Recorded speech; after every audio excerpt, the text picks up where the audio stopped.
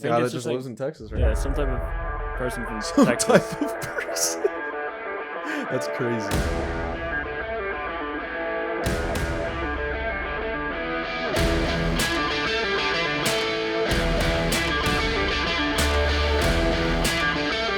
Starting it off with the Texans. I don't know what a Texan is, but I guess I a think guy that it's just just lives in Texas, right? yeah, some type of person from Some Texas. type of person.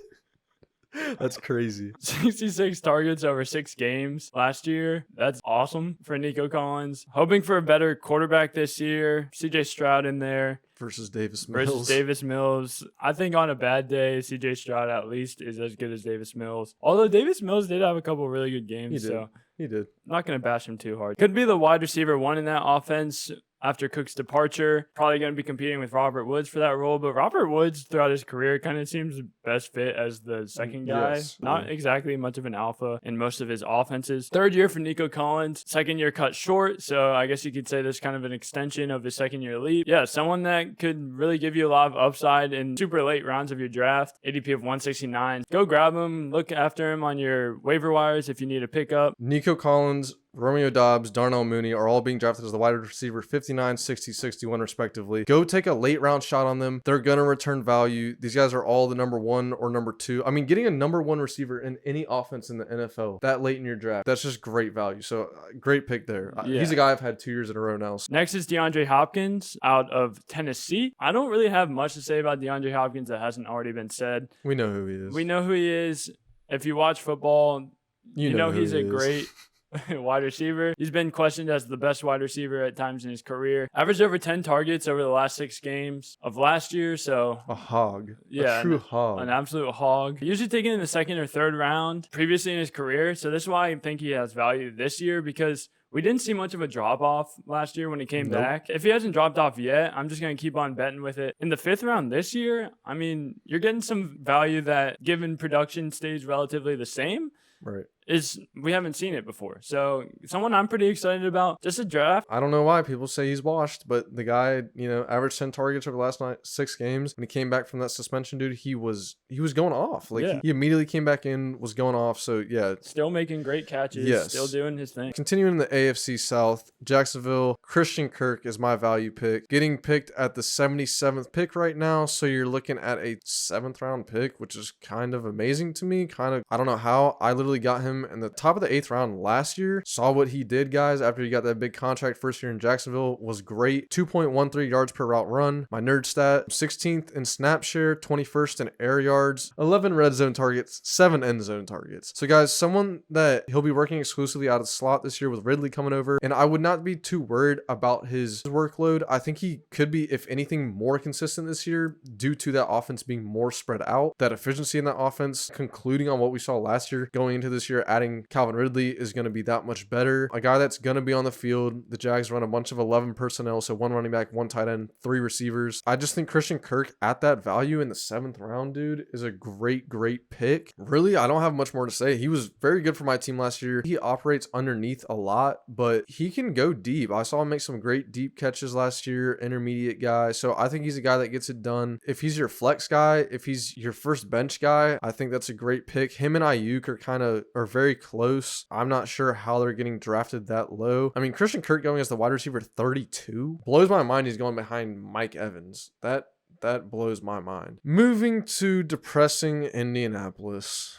But there's hope. There is hope. It's Indianapolis, dude. What is there to do in Indianapolis anyways? Guys, hashtag depressing Indianapolis. Let's make it happen.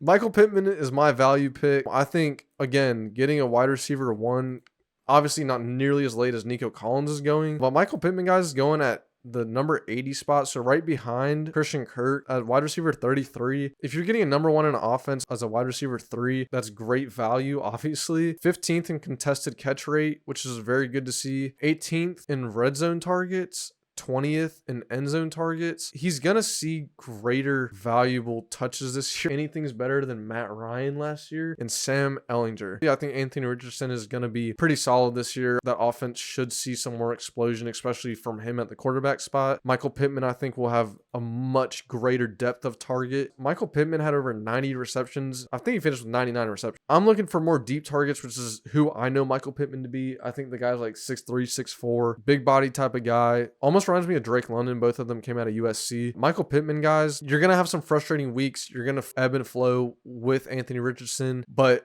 getting him, having him available as a flex or even the first guy on your bench, as I've previously stated for some of these other guys, Michael Pittman is a great value pick there. I have no issue with taking him at his ADP. Yeah, certainly depending on how Anthony Richardson ends up, could be a guy that regularly sees a roster spot on your team. Right. So we're going to head over to the NFC now, and I'm talking about the Tampa Bay Buccaneers. Rachaad White, guys. You'll hear me talk about him a lot. He's a guy that the more and more I look at him, the more and more I think that he's going to just have a great year. I really liked what he was doing last year. Watching him play, dude, he is physical, bro. He throws people around. Him and Pacheco remind me of each other. Yeah. The way they run. Runner. Yes. And yes, will stiff arm your baby. I like that you brought that up. Like stiff arming babies. Yeah. Like, guys, he is actually ruthless. Yeah. And really fun to watch. 58 targets last year, 50 receptions. So only 8 of 58 missed opportunities to actually get you points in a PPR format. 129 rushing attempts. And this is all being said with Leonard Fournette in that offense. Obviously, that guy got a lot of targets as well, a lot of rushing attempts. That's all going to Rachaad White now. And he's going to be a great bell cow type of guy for you to get in the middle round of your draft, like the 5th, 6th round. Being taken around guys like J.K. Dobbins, Alexander Madison, Javonte, Cam Akers, and Miles Sanders. Even Dalvin Cook. I'm taking Rachaad White over Dalvin Cook all day. I mean, me personally, I like him the most out of that. I guess you could say tier of running back, that grouping of running backs. I think Rachaad White's the best one there. Tampa Bay will be playing from behind again this season. I mean, I don't think Baker leads them to any miraculous blowout wins. Maybe 1 or 2 if they get lucky, but he's going to see a lot of dump down passes is what I'm getting at. In a PPR format, you'll love that. That's what you want, Yeah. In a standard format, still a good player, still will get you receptions,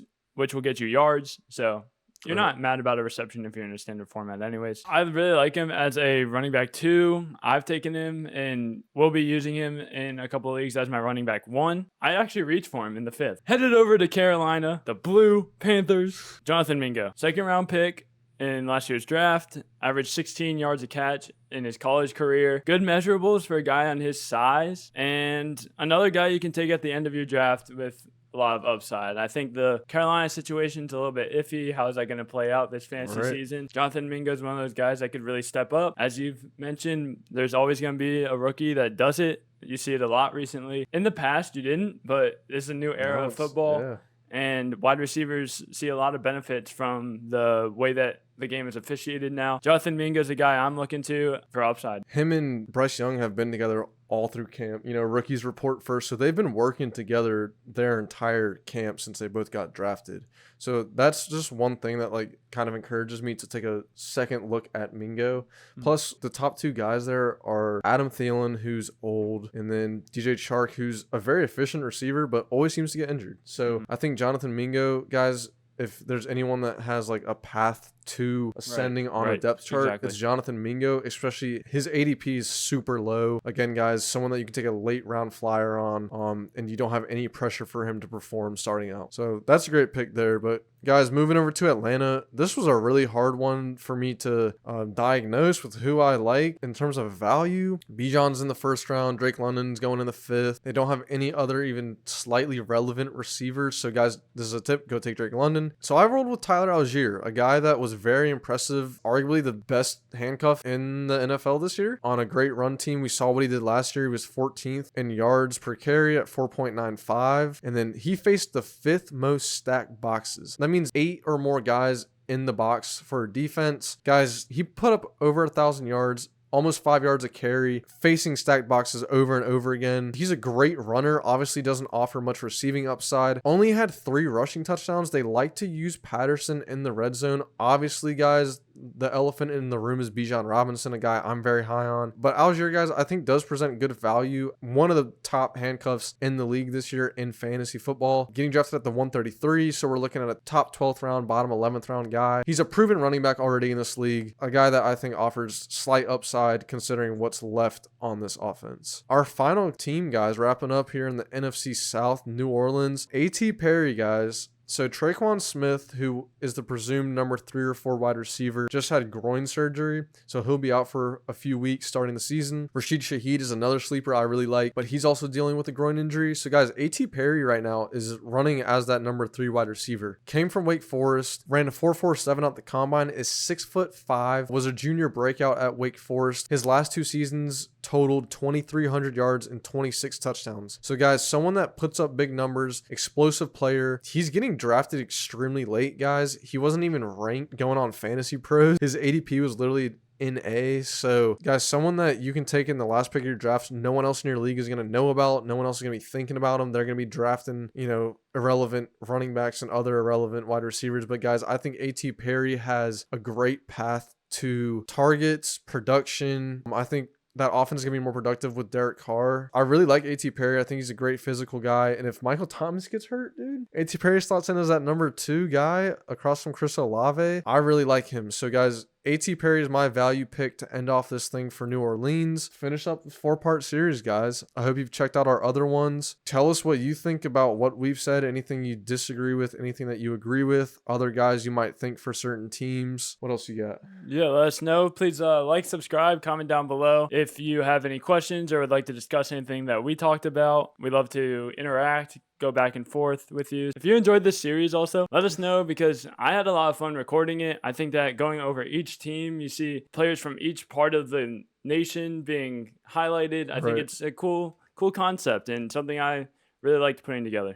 Yeah, it kind of allows us to talk about like the overall landscape of teams while also focusing on one player. So I really like that. We are recording this on September 2nd, so we are less than a week away from the first game, dude. I'm so excited. Nice. Another thing. Yeah, very excited, guys. So we're getting our draft in on Wednesday, right before the game. Looking forward to that, guys. So we'll be bringing you some content on those 2 things coming very soon. So be on the lookout for that. If you need any help with your draft, all of our rankings have been posted. We have a playlist out for you guys. All that information is out there. Hope you guys find it useful. But again, thank you guys for watching. Thank you guys for watching any of our videos, all the support. We love it. Have a good one.